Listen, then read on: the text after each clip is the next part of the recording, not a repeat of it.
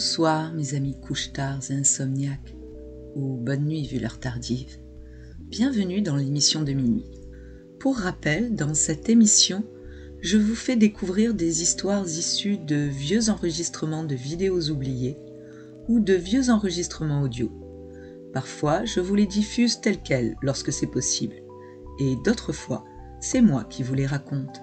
Et ce soir, je vais vous exposer 3 histoires de vacances qui tournent plutôt mal.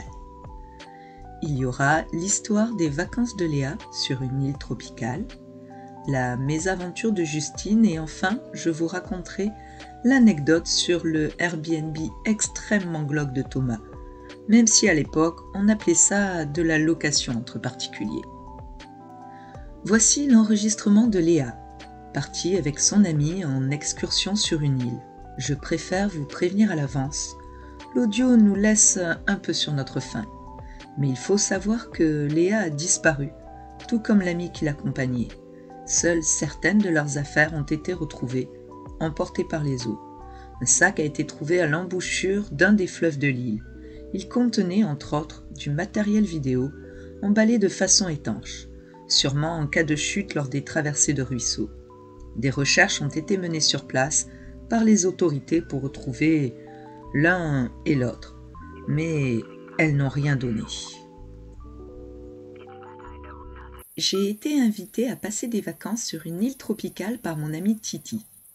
Il y est né et il veut absolument que l'on visite tous les petits coins connus uniquement des locaux, en plus des sites classiques et incontournables de l'île. Parmi eux, il y a une incroyable cascade donnant sur un fabuleux bassin, mais dont l'accès est, disons, pittoresque, ou plutôt galère et confidentiel, selon les propres mots de Titi. Me voilà enfin arrivé sur l'île. Il fait déjà 27 degrés. J'ai bien fait de me changer dans l'avion. Ces vacances promettent d'être particulièrement réussies. À peine arrivé, je suis ébloui par le soleil. Le ciel est d'un bleu comme je n'en avais jamais vu, sans parler des odeurs. Titi, qui connaît tous les recoins de l'île, m'a concocté un planning aux petits oignons. Ça va être terrible selon lui. Au programme, les lieux touristiques incontournables à voir absolument, mais surtout des petits coins apparemment sublimes, connus essentiellement par certains locaux. Il m'a notamment parlé d'un superbe bassin aux eaux bleu azur et turquoise, avec une incroyable cascade nichée dans une végétation comme nulle part ailleurs, mais à l'accès un peu compliqué. Heureusement, ça ne me fait pas peur. D'ailleurs, j'ai tellement hâte de découvrir que j'ai précisé à Titi que je veux qu'on y aille dès demain. Pour aujourd'hui, on va faire simple avec un des lieux touristiques classiques, comme la plage aux rochers. Nous y voilà. Une très belle plage comme vous pouvez le voir, mais qui est vraiment trop fréquentée. Ça, je vous le montre pas. Donc franchement, je préfère vous retrouver demain dans un cadre plus calme et surtout plus intime. Ça y est, on est parti. Nous avons garé la voiture le long d'une route côtière, puis nous sommes partis sur un tout petit sentier, si je puis dire, dont le point de départ se situe à l'arrière d'une boutique sous tôle. On a abordé le début du sentier et, en effet, ça n'a pas l'air évident. Je dirais même qu'il est un peu plus complexe que ce à quoi je m'attendais. Alors, désolé, on se retrouvera au bassin. Pour l'instant, je préfère me concentrer sur là où je mets mes pieds. Après bien des efforts, on est enfin arrivé. Et le moins qu'on puisse dire, c'est que le trajet pour rejoindre les lieux était épique. Au bout d'à peu près 15 minutes de marche, nous sommes arrivés à hauteur d'un champ de canne. Ma hantise. Il y a souvent des araignées et surtout des fourmis rouges. Des horreurs qui mordent et on les voit même pas arriver. Si j'avais su, j'aurais enfilé un pantalon. On a donc traversé ce champ cauchemardesque tant bien que mal. Une fois arrivé au bout, j'ai lâché un soupir de soulagement. Mais le répit fut de courte durée. Devant nous, après quelques broussailles, se trouvait un autre sentier. On l'a suivi sur une bonne centaine de mètres. Ça nous a menés jusqu'à un ruisseau qu'il a fallu traverser. Ensuite, nous avons longé un canal qui serpentait dans la forêt. Et là, j'ai commencé à demander à Titi si ce serait encore long. Il a ironisé en me comparant à une petite fille lors d'un voyage en voiture avec ses parents. Je lui ai tiré la langue et on a éclaté de rire tous les deux. Il m'a rassuré en m'indiquant que la splendeur des lieux me ferait oublier les efforts fournis. Effectivement, une fois sur place, je n'ai pas été déçu. Avant ça, on est passé par un tunnel naturel creusé par les eaux de pluie, dans lequel je n'y voyais presque rien. En plus, on a dû le traverser pieds nus, à cause de l'eau stagnante arrivant à mi-mollet. Juste après, il a fallu escalader un rocher, je ne vois pas comment appeler ça autrement. Et pour finir, il a fallu marcher dans un petit canal jusqu'au bassin, donc encore pieds nus. Mais ça valait largement le coup. Titi ne s'était pas trompé là-dessus. C'était féerique, et personne pour nous gâcher le plaisir aux alentours. La cascade et le petit bassin sont juste pour nous. La petite surprise, c'est qu'il n'y a pas une cascade, mais plusieurs. L'endroit est vraiment dingue. C'est juste magnifique. Je vous mets quelques photos. Ah, attendez, non. Ah non, ça ne va pas aller. Il y a de la pluie. Et en juger par l'attitude soudaine de mon ami, apparemment, c'est pas bon. Faut qu'on bouge là, et tout de suite, ramasse tout. Ok, bon, vu la réaction de Titi, on va se dépêcher. Allez vite, range ton matos. Faut vraiment qu'on se tire, sinon on va être coincé. Ok, je me dépêche, t'affole pas. Bon, je range ça, mais je garde mon matériel audio. Bah oui, mais lui, je peux le protéger. Bon sang, mais c'est quoi cette pluie? Les gouttes sont énormes. Et l'eau devient marron alors qu'il pleut depuis 15 minutes? C'est quoi ce temps? À l'aller, j'avais de l'eau aux chevilles dans le canal. Et maintenant, ça atteint le quart de la jambe. C'est beaucoup trop rapide. Avance au lieu de discuter. Ok, je coupe le micro. Je le rallumerai plus tard. Putain, on est dans la merde là. On n'y voit rien dans le tunnel. Mais c'est pas le pire. On ne peut plus passer. Il y a beaucoup trop d'eau. Nous voilà coincés comme deux imbéciles à la merci de toute la faune. Trempés, on a voulu essayer un autre chemin. Et là, il y a eu un genre de glissement de terrain. Toute une partie de la zone s'est effondrée. En ce moment, on est perché sur une branche. La pluie ne fait qu'augmenter et surtout le vent. Titi m'a dit que c'était peut-être un cyclone. Et on est là perdu au milieu de nulle part. Il pleut tellement, j'ai jamais vu ça, de l'eau. On va essayer de trouver un abri plus sûr, mais j'ai vraiment peur de la suite. Voilà, il n'y a rien d'autre, désolé. Maintenant, je vais vous passer l'enregistrement audio de Justine. Hello, je me présente rapidement. Je m'appelle Justine, j'ai 25 ans et je vais vous raconter mes dernières vacances, notamment ma mésaventure.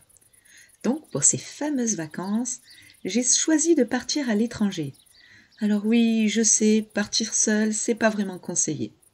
D'ailleurs, ma famille était absolument contre. Pour rassurer un peu mes parents, j'ai donc invité une copine à partir avec moi.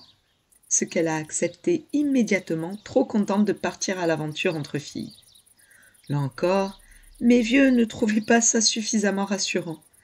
Mais nous avons réussi à les convaincre, leur expliquant que nous n'allions pas traîner dehors la nuit et encore moins aller dans les quartiers connus comme étant dangereux.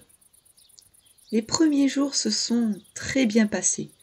Nous avons trouvé un petit hôtel sympa avec des tarifs correspondant à notre budget, celui-ci étant très restreint, il faut bien le dire.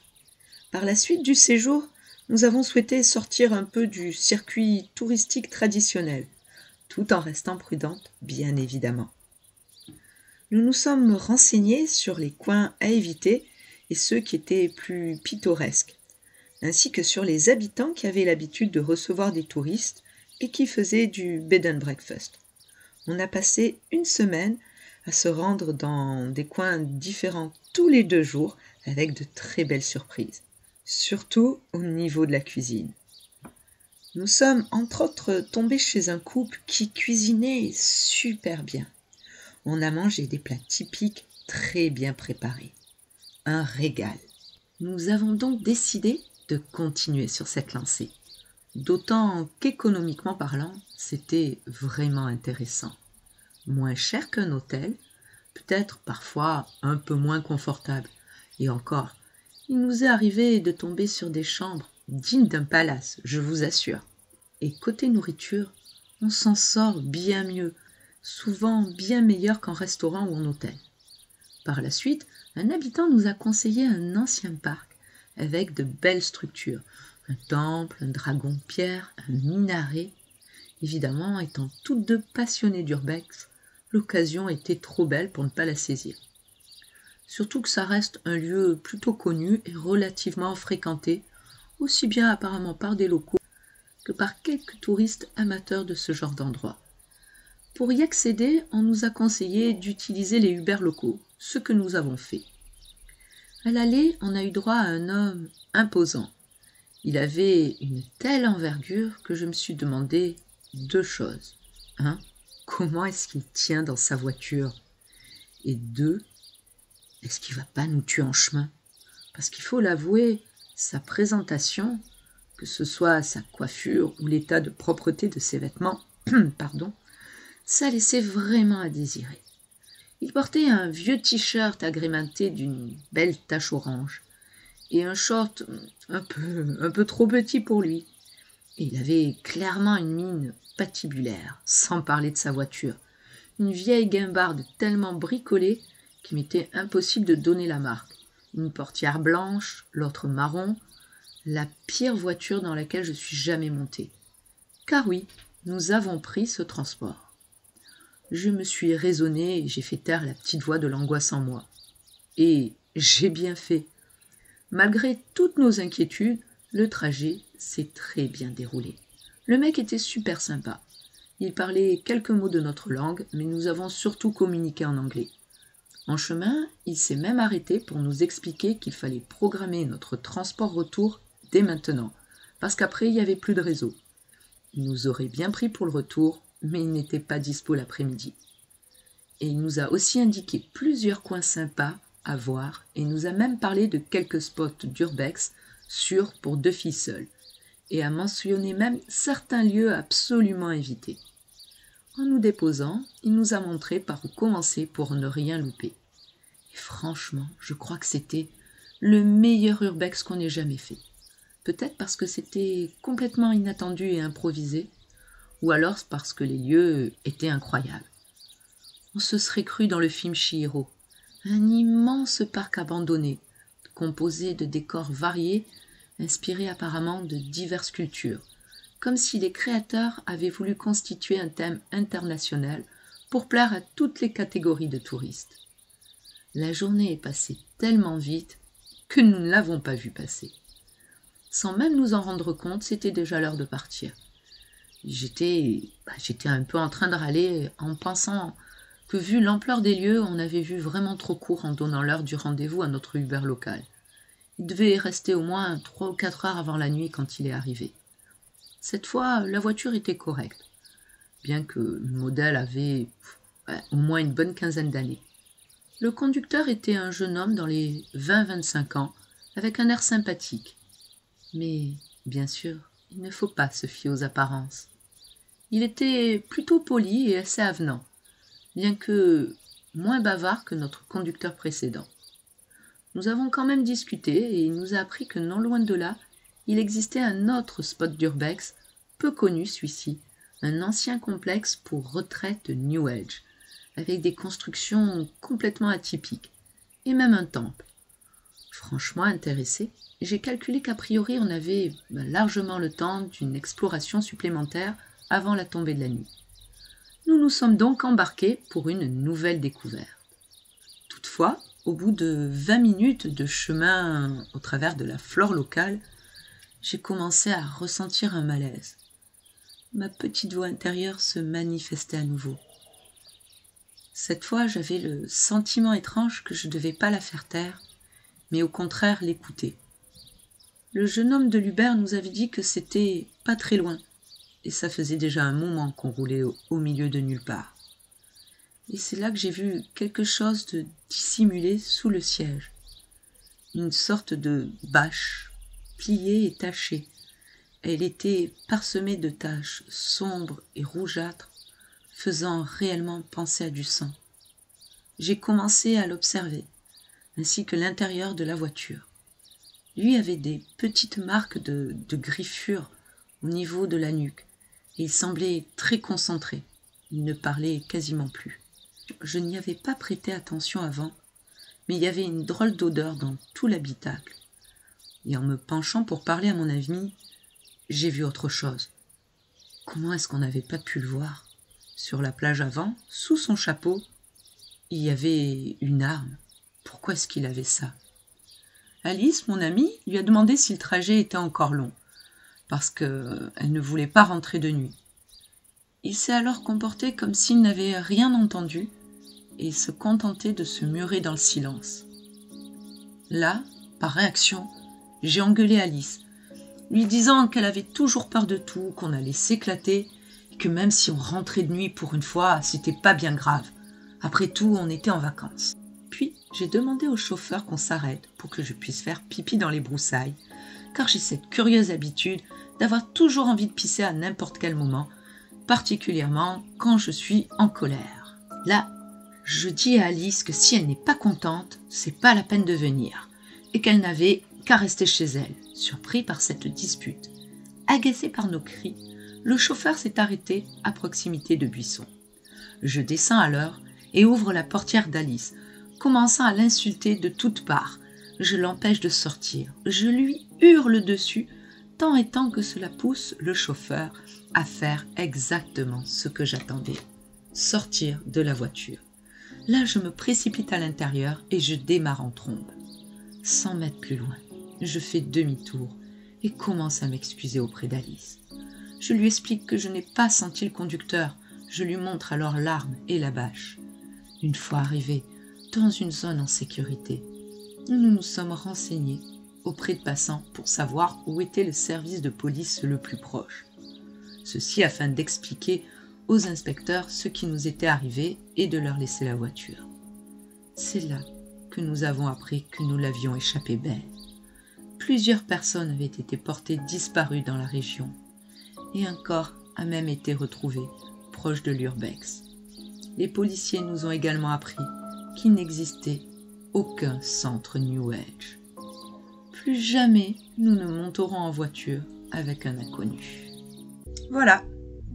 Et maintenant, c'est moi qui vais vous conter l'histoire de Thomas et de sa location foireuse. C'était sur une vieille cassette de caméscope. Il avait filmé ses vacances avec son meilleur pote Julien. L'enregistrement n'était franchement pas de bonne qualité, surtout niveau sonore. Alors que pour une émission de radio, le son, je pense que vous serez assez d'accord, c'est tout de même assez important. Tandis que là, on ne peut pas parler du charme de quelques grésillements, mais plutôt de la torture sonore. Autant vous dire que c'était une grosse galère pour comprendre une partie des échanges verbaux présents sur la cassette, notamment quand la situation tourne vers le cauchemar plus que vers les vacances de rêve. Donc, Thomas se prépare à partir en vacances en Irlande, dans le but de faire la tournée des pubs et des châteaux hantés. Ils ont en gros l'intention de s'éclater entre potes.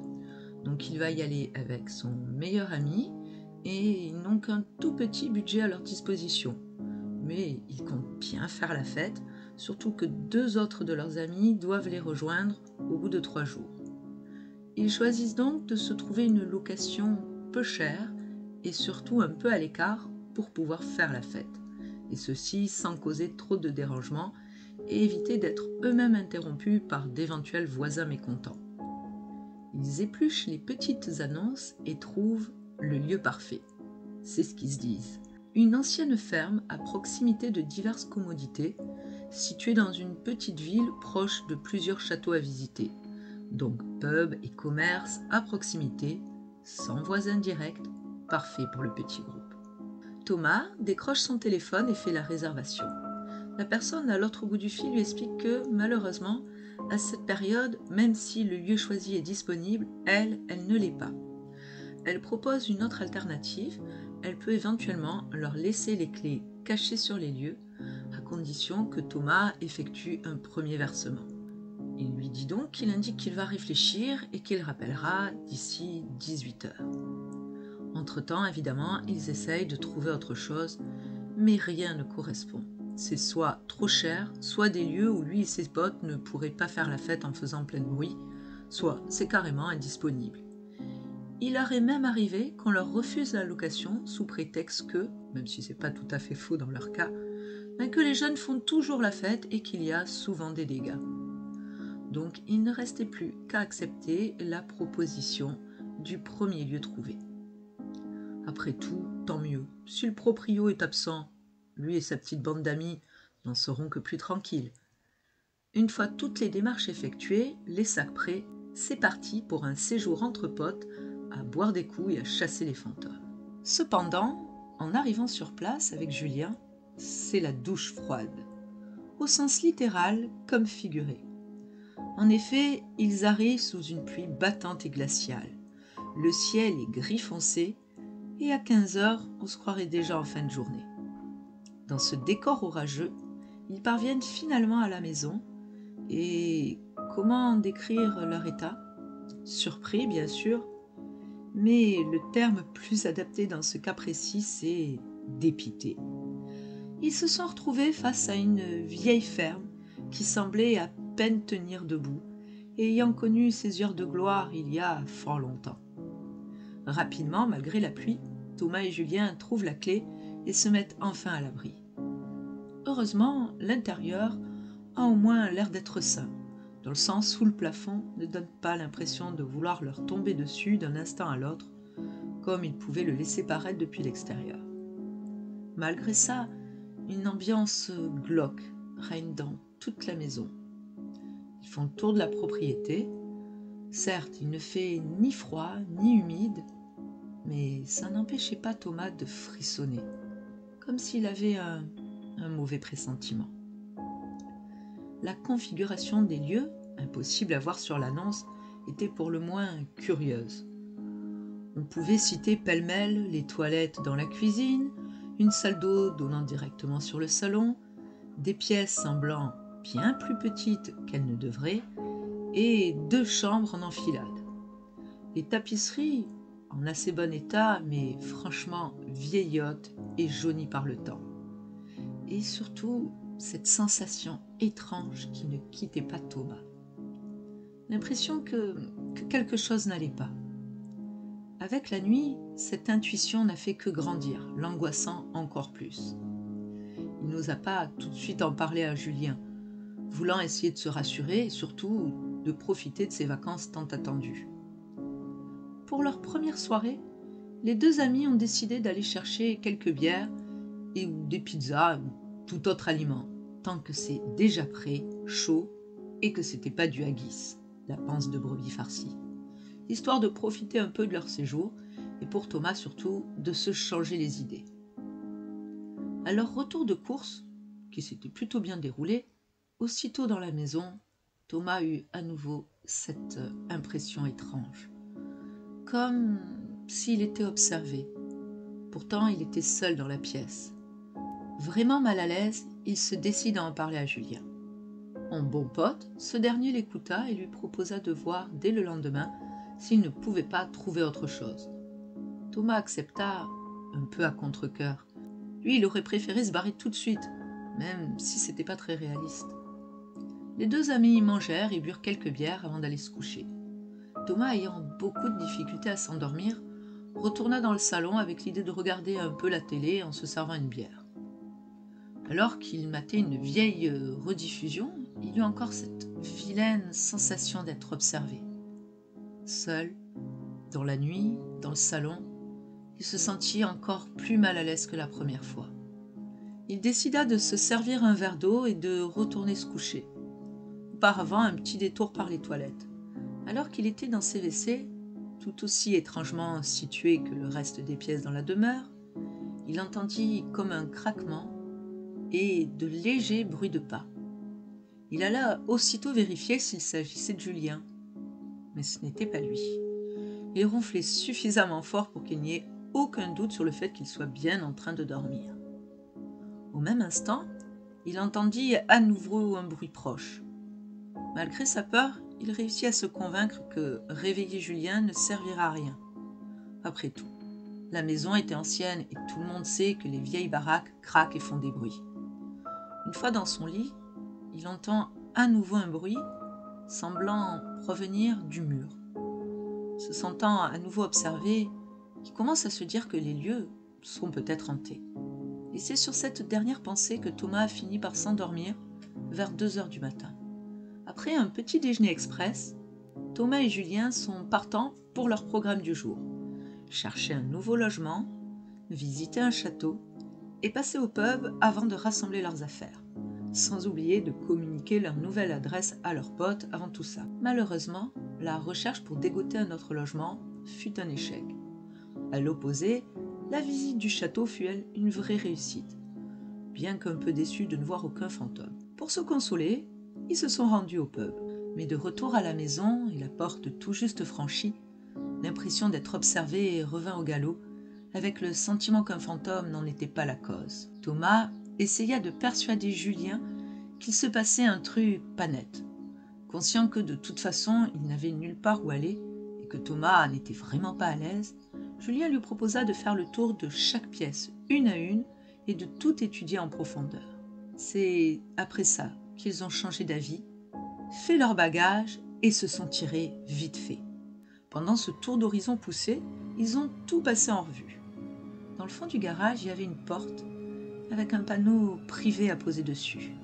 Ils ont tenté de l'ouvrir et le cadenas n'était pas verrouillé. Une fois ouvert, ils ont découvert un escalier qui descendait et au bout, une autre pièce, quasiment vide, avec une autre porte, verrouillée cette fois, mais avec une odeur, ou plutôt une horrible puanteur qui s'en dégageait. Peu rassurés par cette première découverte, ils ont inspecté chaque pièce minutieusement. D'abord le salon, puis les 2 chambres en enfilade. Dans la chambre de Julien, ils ont remarqué plusieurs trous disséminés sur les murs. Dans celle de Thomas, une trappe dans le fond du placard donnant sur un genre de petit couloir très curieux. Dans les toilettes, une double trappe, dont une avec un gros verrou. Ils essayèrent de voir s'ils pouvaient l'ouvrir quand ils entendirent distinctement des bruits de pas provenir du mur. Sans chercher à savoir si c'était bien ce à quoi ils pensaient, ils se sont dépêchés d'attraper leurs affaires et sont partis de cet horrible endroit. Suite à cette mésaventure, Thomas n'a plus jamais loué de bien sans l'avoir visité avant et rencontré les propriétaires. C'est sur cette dernière histoire que se termine l'émission de ce soir. Je vous souhaite à tous une belle nuit et à la semaine prochaine.